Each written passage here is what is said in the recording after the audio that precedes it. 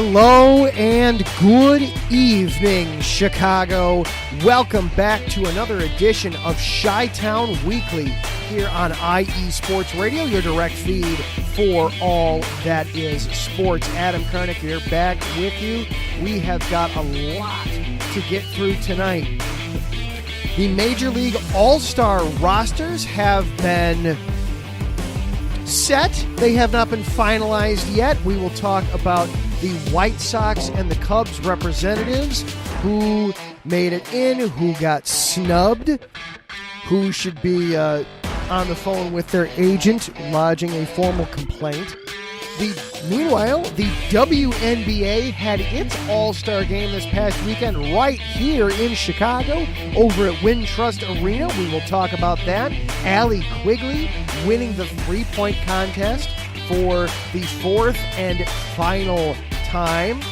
We'll talk about that. Before we dive into our big topics for the night, want to talk about the Chicago Park District's vain and futile attempts to try to prevent the Bears from leaving town and moving out to the burbs. And then the Blackhawks have signaled with their actions and with their words that they are going to begin a very lengthy rebuilding project. All that plus more coming up on This Week in Chi-Town Weekly. Buckle it on up. Let's have some fun, everybody.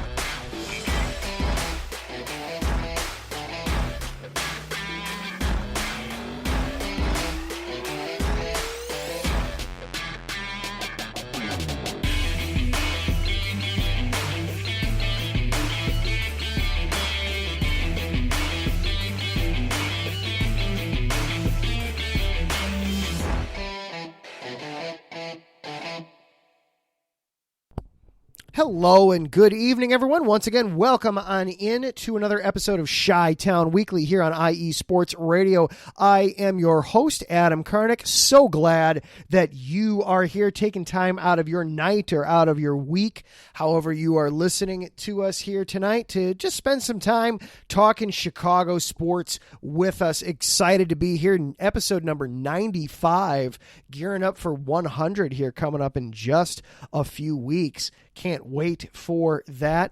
Lots to go through tonight. You may have heard in the open. Going to be, once again, kind of spraying to all fields. We've got some All-Stars to talk about, both in baseball and in the WNBA. Got some Blackhawks discussion to go through. Haven't talked about the Bears in a while. Got a little bit of Bears news. Not necessarily anything going on the field with them, but some off-the-field things we'll talk about there. And we'll see where else the discussion leads us all throughout the evening. And, of course, before we get too deep and too far into everything, do want to acknowledge our sponsors here at the show. The Southern California Warriors semi-pro football team. The world of semi-pro sports is unlike any other sports organizations. Players pay to play in the hopes of so many different outcomes. Whether it's playing to get filmed to try out for professional teams, big-time colleges, or just playing to stay in shape. No matter what, all semi-pro players have one thing in common, and that's playing for the love of the game.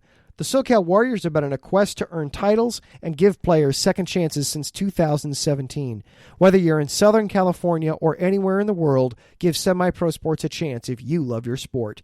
You may get that second chance you've been waiting for as an athlete. Find them on Twitter at SoCal Warriors, Instagram at Southern California_Warriors, or just search on Facebook Southern California Warriors. IE Sports Radio, of course, for the last 8 years, we have been bringing you amazing content ranging from interviewing legendary athletes to building tailor-made shows dedicated to all major sports cities around the country. All the while, we've continued to be by the fans and for the fans. And with your help, we're ready to take the next step. When you go to our website, iesportsradio.com, you'll see our Patreon link with 5 different tiers. The first one starting at just $5 a month. This donation gets you shout-outs on all of our shows. I want to shout out our Patreon supporters right now at Bay Area Raised, Los Great, Key to the Gate, and our anonymous supporter. Higher tiers include IE Sports Radio merchandise, access to our podcasting university, and even a chance to be featured on a segment of our flagship show, The Defining Moment. Thank you all very much for continuing to make IE Sports Radio your direct feed for all that is sports. And IE Sports Radio is available for you on all the major social platforms. That is Twitter, Instagram, TikTok, Facebook. Just search IE Sports Radio. This show is also available for you on Twitter. Search at IESRC. And my personal Twitter you can follow along with as well. I am at Adam_Karnick. If you are listening live here on this Monday evening, you can hop on into the chat room here in Spreaker, and we can talk back and forth there. Good evening, Taryn. I see you there. Unfortunately, yes, the Chicago Untouchables, the National Volleyball Association team, did not have a great end of the season. They missed the playoffs, but they did win their final match. So Taryn points out they are one of just two teams to be entering next season on a winning streak. So there you go. Good for the Untouchables. So miss the playoffs, but hopefully they'll be able to rebound next season and have some growth and have a better season. Taryn will be on right after us talking all things volleyball. He will be breaking down the NVA, I'm sure, for us. So you can check that out right after we're done here tonight. So got a few things to go over tonight. Usually my first segment is one of my usually when I do the show, my first and second segments are kind of my longer ones. And then my third segment is kind of brief. I'm kind of going to do that in reverse tonight, just because I know that my other two topics, while not necessarily the most relevant things, are definitely going to be some longer form discussion going on with them, hopefully. So going to kind of do the show in reverse a little bit tonight, have a shorter segment first, and then a couple of long segments before we get out of here. Wanted to start with some All-Star discussion. The WNBA All-Star Game was at Wintrust Arena this past weekend. Allie Quigley participated in the three-point shooting contest, and she told everybody beforehand that she means it. This was her last time participating in it. She means it this time. It was her fourth time winning the event. Nobody else in North American basketball history has won a three-point shooting contest 4 times, whether in the WNBA or in the NBA. Quigley, of course, from the Joliet area. She said it was, retired in my hometown. It's a good storybook ending, I'd say. She won the competition last year as well as in 2017 and 2018. And she's nearing the end of her career, so maybe this will be it for her overall, but certainly done with the 3-point contest as well, but went out on top as well. Courtney Vandersloot and Candace Parker were there rooting her on. They also participated in the WNBA All-Star festivities. The Sky come out of the All-Star break at 16-6 overall. They are atop the entire WNBA. They're a game in front of the Las Vegas Aces and a game and a half in front of the Seattle Storm. So a tight cushion. The top 5 teams in the WNBA coming out of the All-Star break, the top 5 teams are all separated by just 3 games. So the WNBA, it's going to be a very interesting home stretch here. And of course, the Sky have got the Commissioner's Cup game that they'll be playing against Las Vegas coming up as well for them. But they kick off the second half of the season tomorrow, hosting the Dream before going out to Los Angeles on Thursday to face the Sparks. Their next game, their next 3 games are all against teams currently with losing records.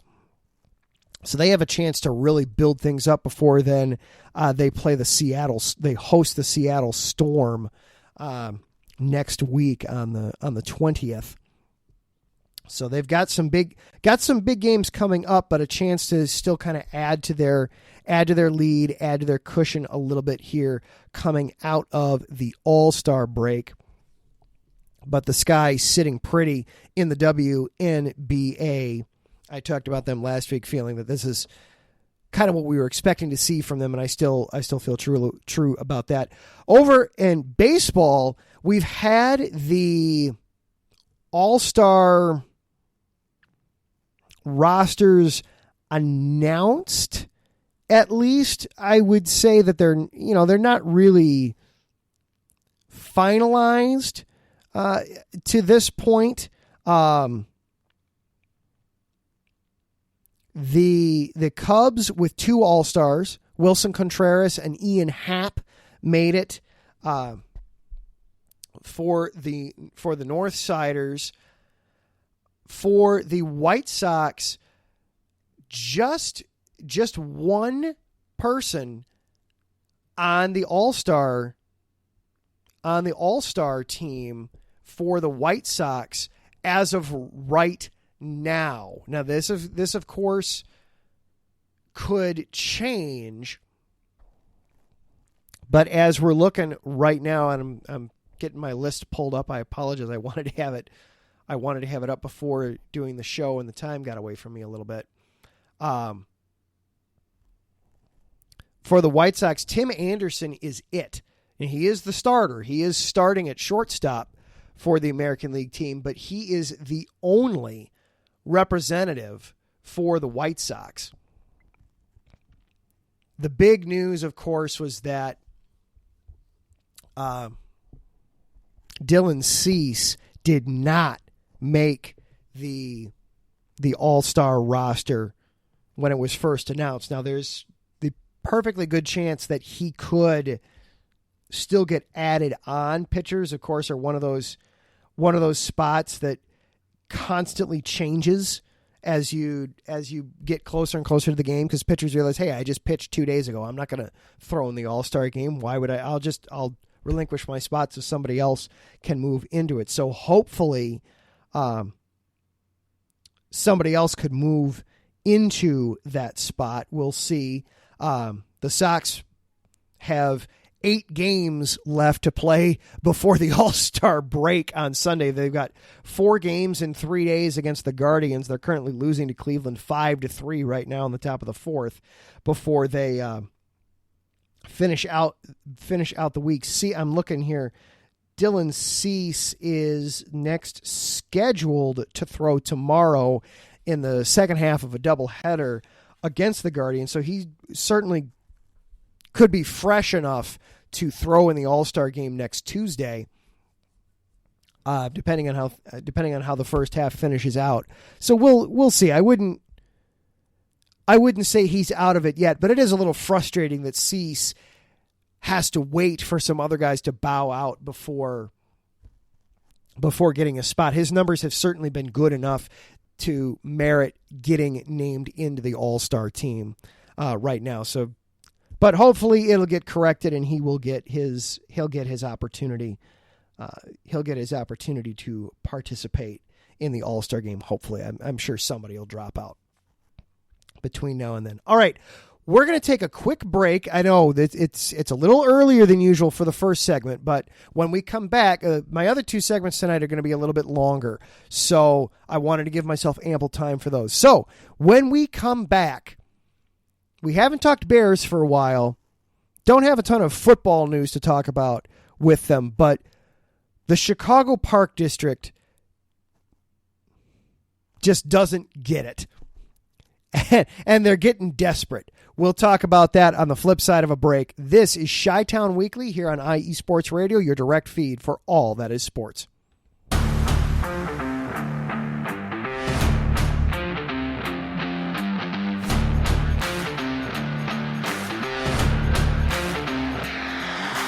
What's good, fight fans? It's your boy, Marcus Los Great Here to give you what you want. Here to give you what you need. Yeah, man. Yeah. I'm coming to you live, straight from your mama's basement with a crispy, awesome white tea. We are coming to you live every Tuesday at 10 p.m. Eastern Standard Time. Powered by IE Sports Radio, your direct feed for all that is sports.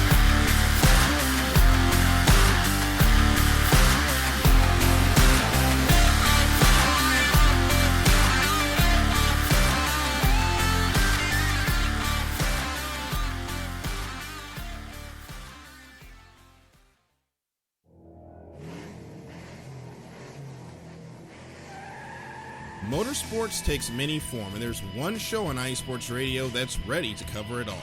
I sure hope you're talking about you and I, Daryl, because I know the Extra Mile is the best place to go for everything motorsports related. Yes, it is. From NASCAR to IndyCar to sports cars to everything in between, IE Sports Radio has everything covered for the fastest sport in the world. Plus, don't forget all of our random shenanigans along the way. That's right, Caitlin. So for plenty of motorsports coverage and plenty of Caitlinisms, check out The Extra Mile on IE Sports Radio with Daryl Kinsey Jr. and Caitlin Seen, Thursdays at 8 p.m.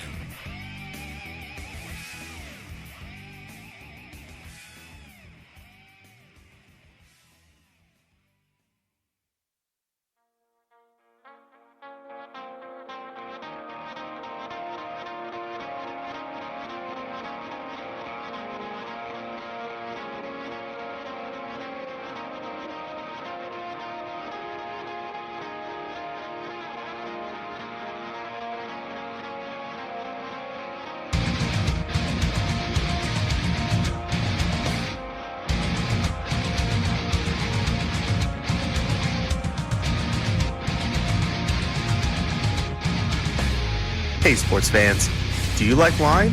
Well, we've got the show for you. This is Let's Wine About Sports, a show where we talk about wine and sports simultaneously. From the classic Cabernet Sauvignon all the way down to the grapes that you've never even heard of before. Oh yeah, we cover it all. And we'll talk about a little bit of sports as well. Football, hockey, collegiate, women's sports, it doesn't matter. We're going to talk about it all, and we're going to whine about it all. So join me Monday at 8 p.m. on IU Sports Radio, your direct feed for all that is sports.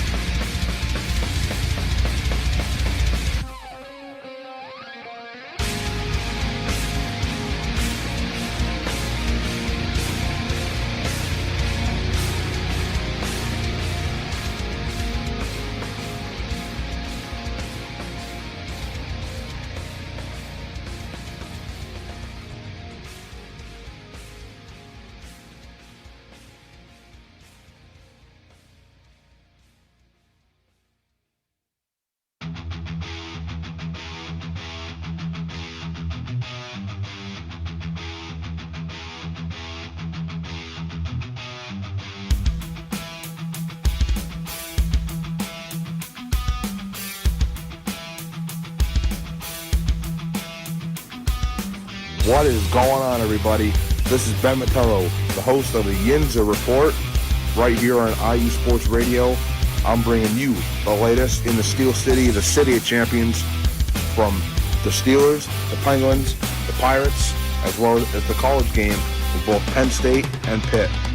You could join me every Tuesday afternoon at 1 o'clock Eastern Standard Time, right here on IU Sports Radio, where I'll be talking about everything from the Steel City, the City of Champions, right here on IU Sports Radio, your direct feed for all that is sports.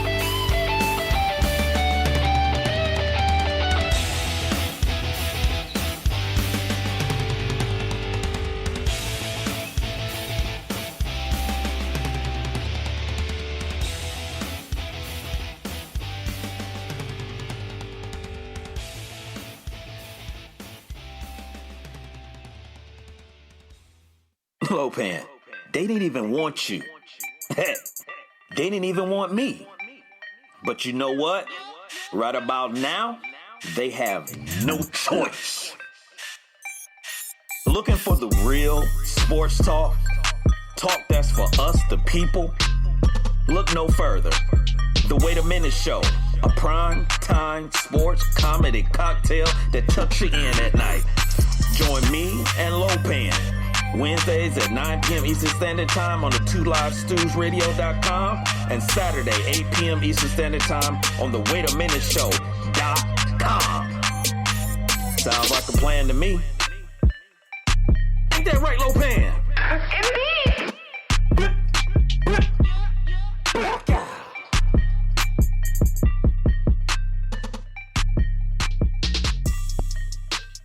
And welcome back into Chi-Town Weekly here on IE Sports Radio, your direct feed for all that is sports. Adam Karnick back with you. So, I'm sure by now everybody has seen the news that the mayor and the Chicago Park District, their vain, totally predictable, but also totally misguided attempt at trying to keep the Bears in Soldier Field. Because they're recognizing and they're realizing that the Bears are gone. That they're not kidding around. They're not fooling around. They're not bluffing with the purchase of this land out in Arlington Heights. That this race, they are serious about looking at this racetrack and turning it into an NFL stadium. And I get it. Even though it's not a political thing, everything's a political thing anymore. And if you're Mayor Lightfoot, you don't want to go down as the mayor that lost the Bears. That you were in charge when the Bears decided to leave town. Nobody wants that on their record, even though it's not her fault in the slightest. So the Park District and Mayor Lightfoot came out last week with some ideas to attempt to keep the Bears in town. And some of them were expected. Some of them were frankly ridiculous. The most sensible and obvious thing that they came up with, it's still ludicrous and ridiculous, but the most sensible thing that they came up with was they proposed to try and put a dome on top of Soldier Field. A dome would cost in the neighborhood of $400 million. It wouldn't be a cheap thing to do, but it would be sensible to do. It'd be part of the reason it'd be so difficult is because the top of Soldier Field is uneven. So you have to you need the dome to be bigger in some parts and smaller in other spots so that it could fit onto the top of the spaceship correctly and properly. So $400 million, that's the most sensible option right there. Then they were talking about things like paving over the harbor so that you could have additional parking or tailgating out there on the harbor. Have a concrete slab out there. Or possibly creating a venue for rock concerts to happen out there in the park district area there outside of the stadium. I have no idea why that would be of any interest to the Bears. Okay, you want to have concerts? Sure, have concerts. What does that have to do with the Bears? But it's one of the things they proposed to work on the museum campus areas. Oh, we could turn this into a spot to have outdoor concerts. Cool. Sure, whatever. They released drawings of having a farmer's market there in the museum campus area to try to attract people in. Again, I have no idea why that would make the Bears want to say, oh, you're right. That was the thing that was what we wanted to have happen, was farmers markets happening in the summer and fall. Well, we're trying to play a football game. That's what we wanted, was to have a farmers market. That way we could grab some lunch, or we could grab some lunch on the way in and grab some dinner on the way out from a farmers market while we were doing the game. There we go. That's what we were missing. Again, I get that they have reached the point where they realize that the game is up, that the Bears were serious. They weren't kidding around. They weren't fooling around. And so they're throwing anything at the wall to see if anything might stick. I get it. And they're looking at it as, oh, well, here are plans that the Bears have talked about. Oh, they've talked about in their own stadium. Oh, they've talked about how they could have concerts there. Oh, well, how could we get concerts? Oh, here's what we could do to get more concerts. There's already concerts at Soldier Field, but we could have an extra concert venue outside. See, we could do more concerts. You don't have to leave in order to get more concerts if that's what you want. Oh, you're talking about how you could get Final Four matches, or you could get Super Bowls. Oh, well, we could put a dome on top of the stadium and see, we can have Super Bowls. We can have Final Fours. We can have alternative events at Soldier Field that we don't regularly have. We can do that if that's what you want. And they're missing the point. I have no idea where the farmers market or the paving over Burns Harbor and things like that really come from. But every single thing that they're bringing up and proposing here, everything misses the point.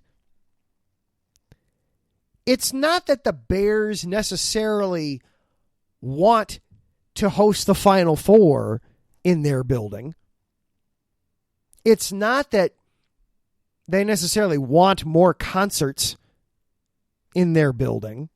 They don't necessarily want to turn it into Wrigley Field, where if the Cubs aren't playing, then there's a concert going on that night. It's the fact that the Bears, when those events are going on, because they've talked frequently about how the amount of concerts going on at Soldier Field, and when they happen, kind of honk them off from time to time. Like that, I'm trying to remember the concert that was last year where the artist literally, it was a hip hop concert. I want to say it was Jay-Z, where they literally built a house in the middle of the playing surface at Soldier Field. The Bears they don't want that. They don't want more of that. But the Bears are willing to put up with it if they're making money off of it. That's why they're making the move out to Arlington Heights. It's so that, A, they can control what goes on in their building, and B, they can make money off of it. There's not a single thing that the mayor or the park district can do to entice the Bears to stay, short of straight up just selling them the property. That's the only thing at this point. And the Bears even said when they announced it, when they released their statement that kind of reacted to everything that the mayor and the council threw out, all this hodgepodge, mishmash mess of ideas. They even said, look, and I'm going to paraphrase, I'm not going to get it exact, but it was basically, look, per the terms of our agreement for buying the land in Arlington Heights, we can't talk about any improvements to Soldier Field or the museum campus. That would make our deal in Arlington Heights null and void.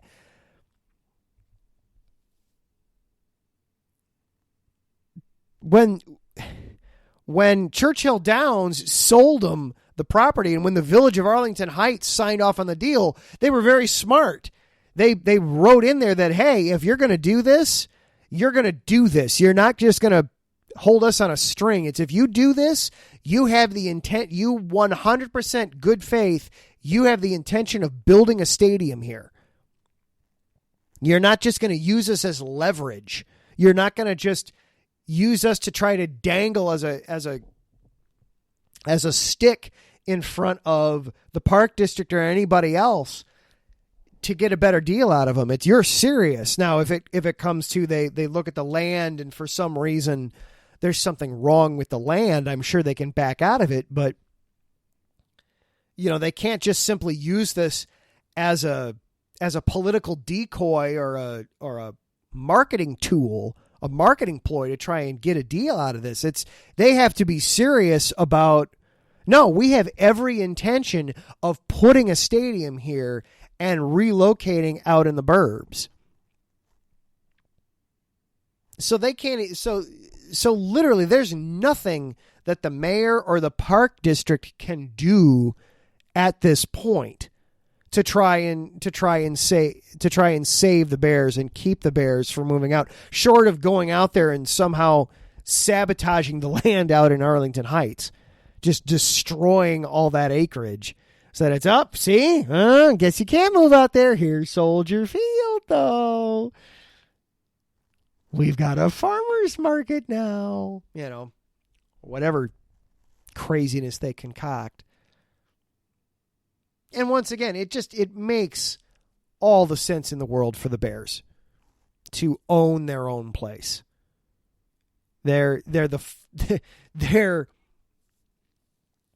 founding franchise of the NFL. It would make, for the first time ever in over 100 years, they could finally own their own place. Yeah, that's going to be enticing. That to finally stop renting and stop having to share the gate receipts with the Park District, that they could, hey, no, if we, all the money that comes in ultimately comes to us. Yeah, that I can see how that's appealing and how they would want that. I do fear that somebody's going to lose their head at the last second and they're going to decide, they're the Bears. We've got all this great history and tradition. We can't have a domed stadium in Chicago. We're Chicago tough. We got to have an open air stadium, and just go, oh my God, seriously? The whole reason of doing this was that you could have the retractable roof so you could host a Super Bowl, so you could host all these extra events, and now you're going to go and blow it and have an open air stadium. I wouldn't put it past the Bears to do something that idiotic at the last second, but hopefully cooler heads will prevail. But we'll start talking the Bears a little bit more here in the coming weeks as they're starting to actually rev up and get ready for actual football conversations and football things to talk about. They've been on break for the last several weeks, but now they're going to start trickling back in and do their mini camps and then their regular camps before too long. So we'll start diving back into the Bears a little bit more here, but wanted to comment on that from the past week because it was just so ridiculous and so it was just sheer lunacy coming out of the Park District and out of the mayor's office. Understandable, but lunacy nonetheless. So we're going to be talking about Bears coming up, but of course it's probably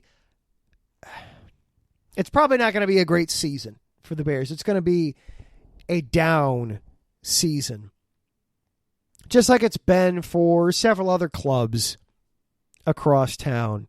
And there's another club that has not only been going through some rough patches, hasn't won a playoff series in almost a decade, but has effectively, with their moves here in the last week and with their words, has basically announced that don't expect things to turn around anytime soon. And we're going to talk specifically about the Blackhawks, but I also want to, from there, kind of launch into a broader discussion of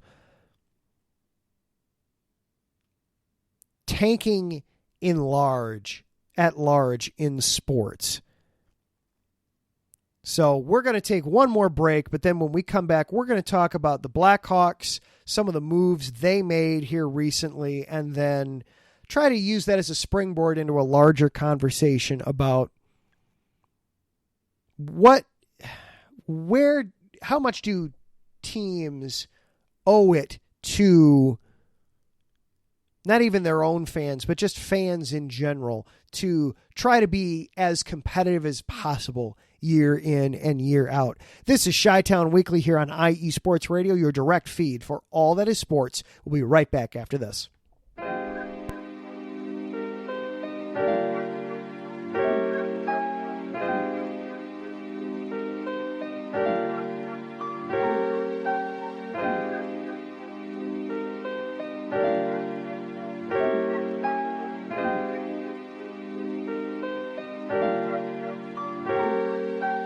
Hello, ladies and gentlemen. My name is Davidson. It's your boy, Notorious Law.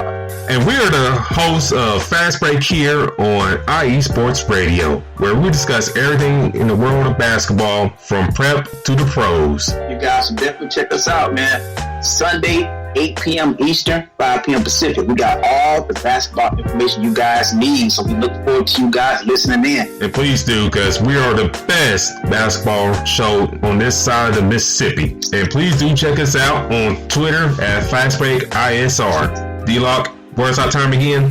8 p.m. Eastern, 5 p.m. Pacific. That give you guys plenty of time on a Sunday. Tune in.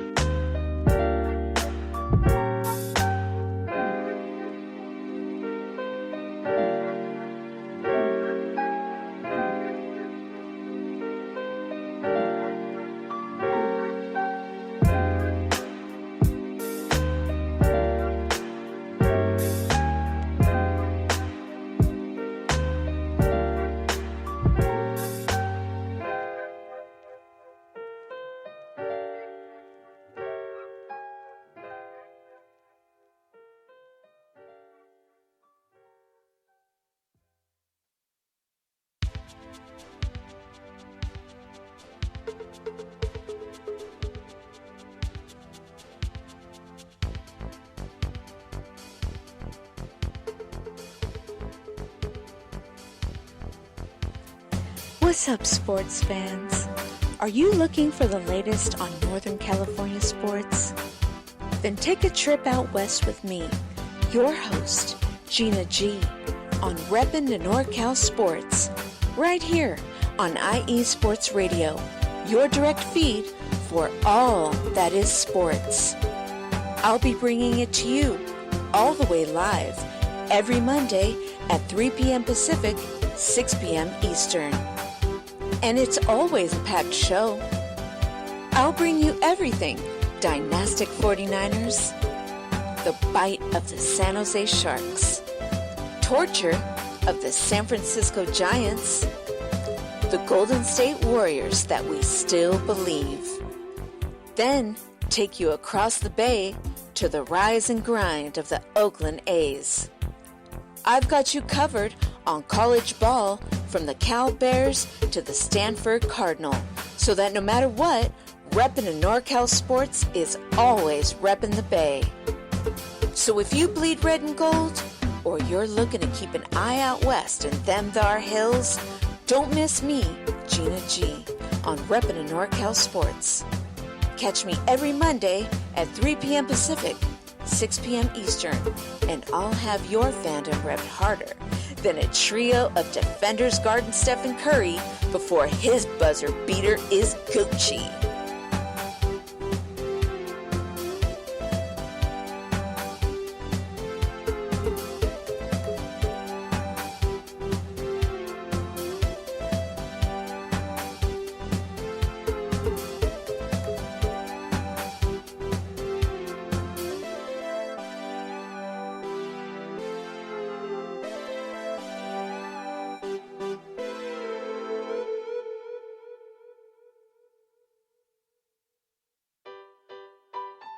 Hi everybody, it's Calvin here from USRN, here to give you an important message. Since 2017, we have done our absolute best to provide you with nothing but the highest quality of sports calls in the greatest of quantity possible. Thanks to you, our station has grown more than we ever thought. That's why, with your help, we would like to grow even further. Just think, twice the amount of your favorite calls, 24 hours of coverage, talk shows, play-by-play, game-by-game analysis, and so much more. That's right, USRN2 is officially in development. But we can't do it alone. We have set up a GoFundMe page that you can access from our homepage on the left of your screen. We also are planning special giveaways and prizes to our highest donors. Our goal here at USRN is to bring you the best calls possible at no cost to you. In order to continue to do that, we need your help now. Please check out our GoFundMe page, and if you would like to know how you can help, you can email usrnradio@gmail.com. Without your support, we couldn't do what we do.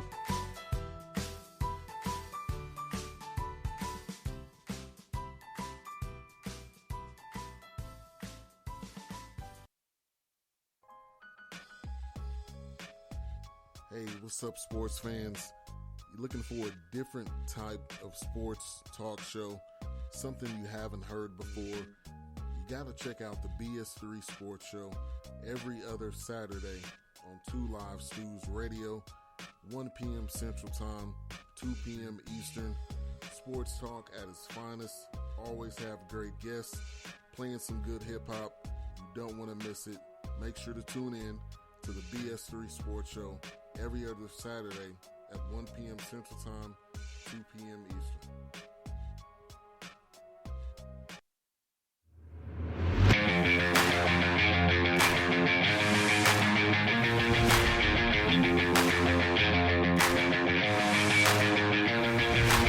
What's happening, sports fans?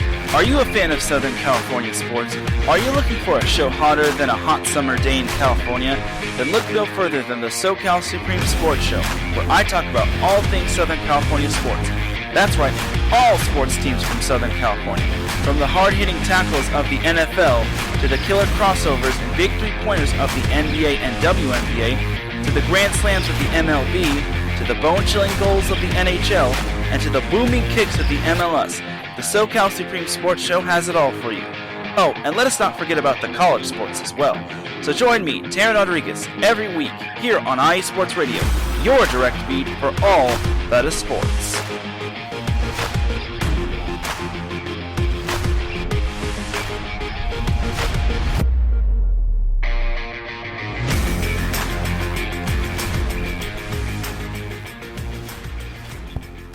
And welcome back into Chi-Town Weekly. One last segment here for us tonight before we get ourselves out of here and make room for Taryn Rodriguez and Set Point tonight. Wanted to talk about the Blackhawks a little bit. The NHL draft was this past weekend, and it was a very interesting time for the Blackhawks. Also, NHL free agency is set to get started here in just a couple of days. So even though it's the off season for the NHL, there's lots of stuff moving around, lots of things always happening. The big news, of course, for the Blackhawks was trading Alex DeBrincat. Alex DeBrincat, 40-goal scorer this past season. He's not even 25 yet. He'll turn 25 here later this year.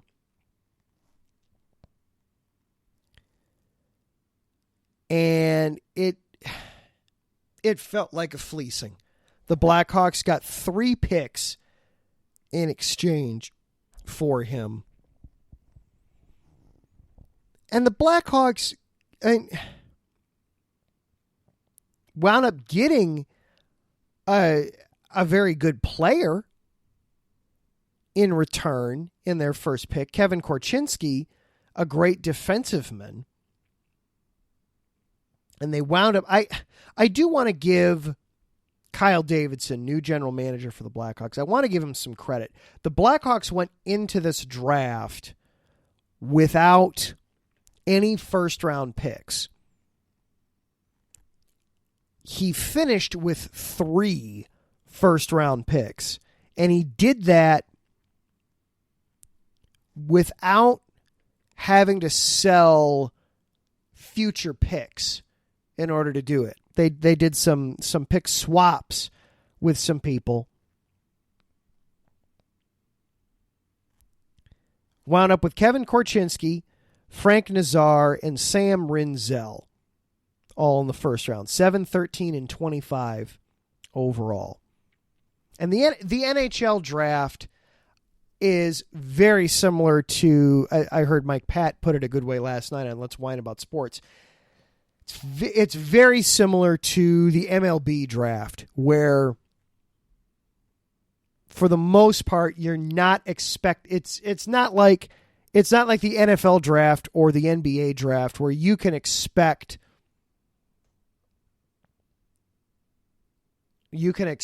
immediate dividends from the guys you pick, where first rounders are expected to get in with the team very early and start producing at a fairly quick pace. It could be several seasons before any of these kids, because that's what they are, and they're 18, 19 years old when they get drafted in the NHL. It could be years before they're ready to make it onto United Center ice. And heck, they might not. You know, they just might not make it. It's not uncommon that a first-round pick, you know, it's bad if a first-round pick doesn't wind up producing anything for you. But there were a lot of trades as well during the NHL draft. The Blackhawks wound up getting from Toronto, along with their 25th overall pick. The Blackhawks also got goalie Peter Mrazek. So now they at least have an NHL goalie on their roster. Not that Mrazek's a great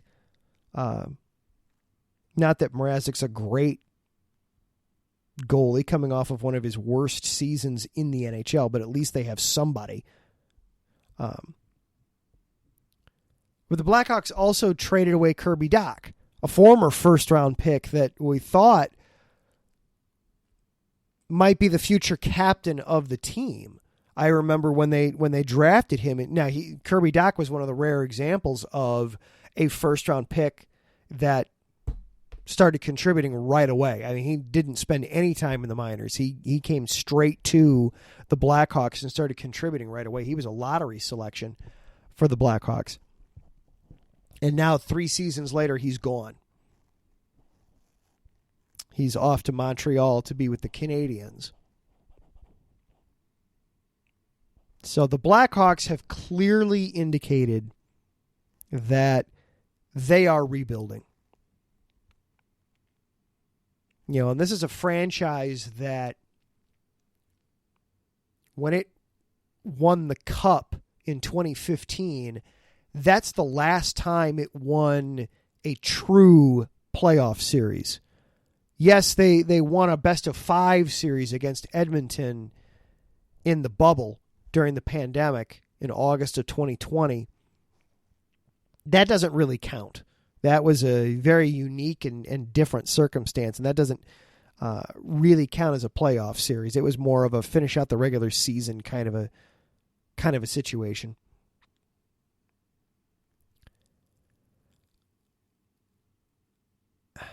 And so what I wanted to bring up, and this is a longer form discussion, and I'm going to be having, and this will tie into next week as well, because we see this in baseball a lot. We see it in just about every sport now.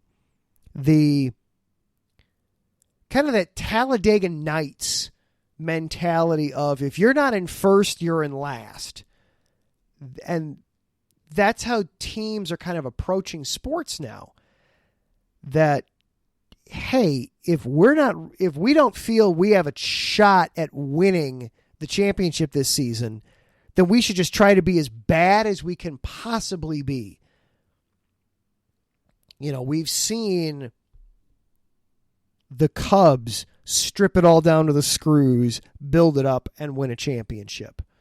We've seen the White Sox strip it all down to the screws and seemingly build a championship team. They're having troubles this season. And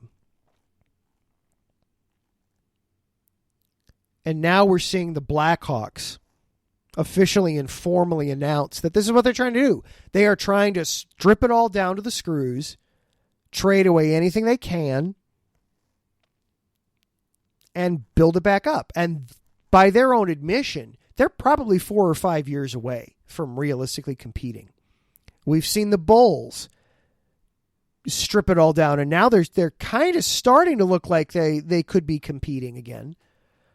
Not sure where exactly they'll be at this coming fall, but they should be a playoff team at least. But the question becomes,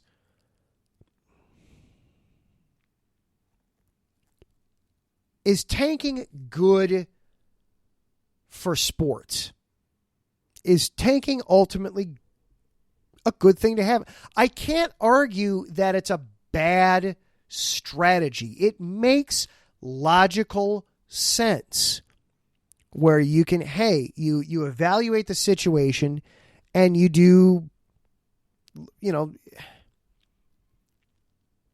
kind of look at it from an economical standpoint of, okay,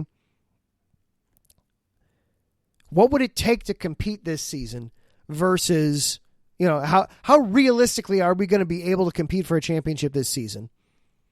Or are we better served by giving up on the season and trying to bring in as many assets or as many draft picks or as many prospects as we can in the hopes of then, at the cost of this season, being good for 3 or 4 or 5 or 6 years in a row? And we see it now in basically every sport. We see it all the time in MLB. It's almost detrimental to the game in MLB. We see it all the time we've seen it in basketball.